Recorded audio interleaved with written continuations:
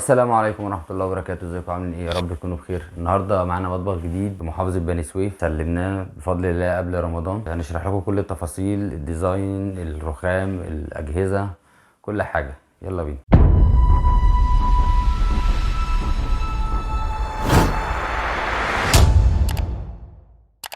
في البداية طبعا المطبخ ده من خامة الكلادنج، معمول الماتيريال بتاعته كلادنج بره وجوه.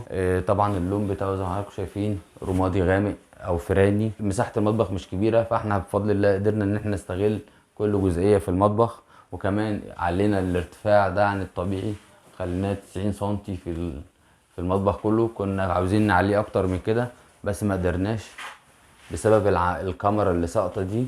فاحنا جبنا اخر الكاميرا ومشينا المطبخ كله مستوى واحد من فوق، بحيث ان انا يبقى عندي المطبخ كله ماشي بسيمتريه واحده. في البدايه طبعا طلب مننا نعمل دولاب مقشات ونظافه في المطبخ. اخترنا الجزئيه دي وعملنا وش هنا عشان يبقى سهل معايا في الفتح والقفل. الدولاب ده بالكامل هنا بنعلق فيها المقشات بتاعتنا.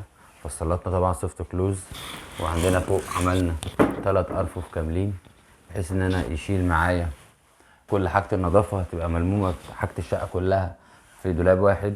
وطبعا كنا محتاجين نعمل مكان للميكروويف والبوتاجاز والغسالة والتلاجة. عندنا في المطبخ غسالتين، يعني المطبخ مساحته مش كبيرة بس شايل حوالي 6 أجهزة. يعني عندنا غسالتين وعندنا بوتاجاز وعندنا الحوض وعندنا التلاجة والميكروويف كمان. فاحنا اخترنا الجزئية دي نعمل فيها الميكروويف، وعملنا هنا دولاب فيه 3 أرفف كبار يشيل معايا الحاجات الكبيرة زي الخلاط، العجانة، الحاجات الكبيرة بتاعت الأجهزة الكهربائية.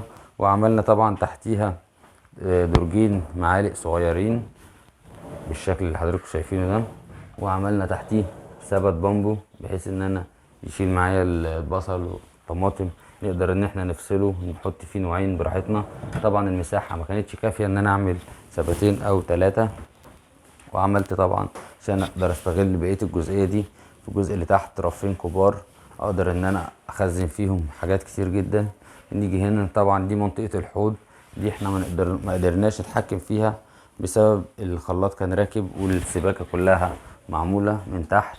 وطبعا عملت لها رف في الارضيه بحيث يشيل معايا الفلتر وباسكت الزباله.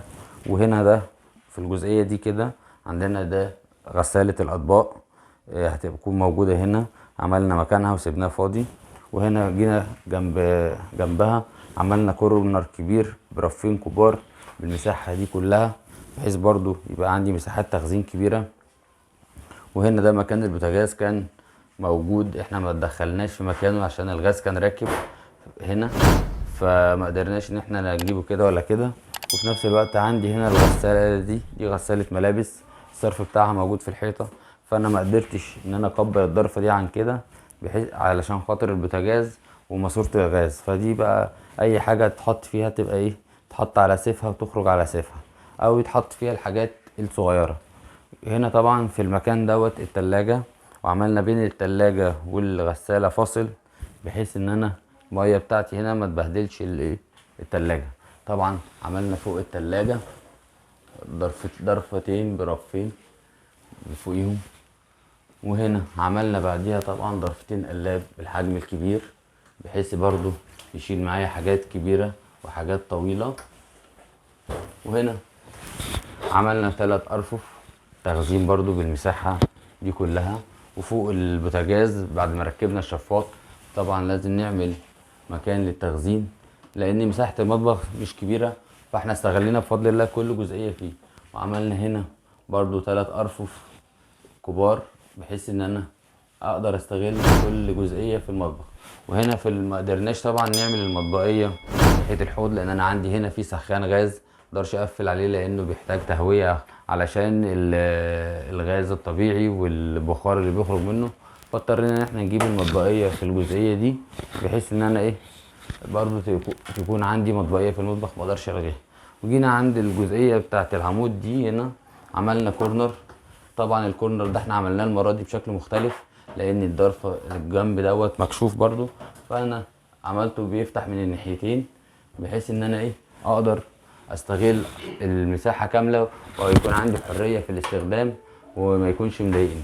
وهنا جيت طبعا لان انا ما ينفعش اعمل كورنر جنب الدولاب على طول عشان الضرفه دي تفتح، فعملت يونت صغيره كده فيها برضو 3 ارفف.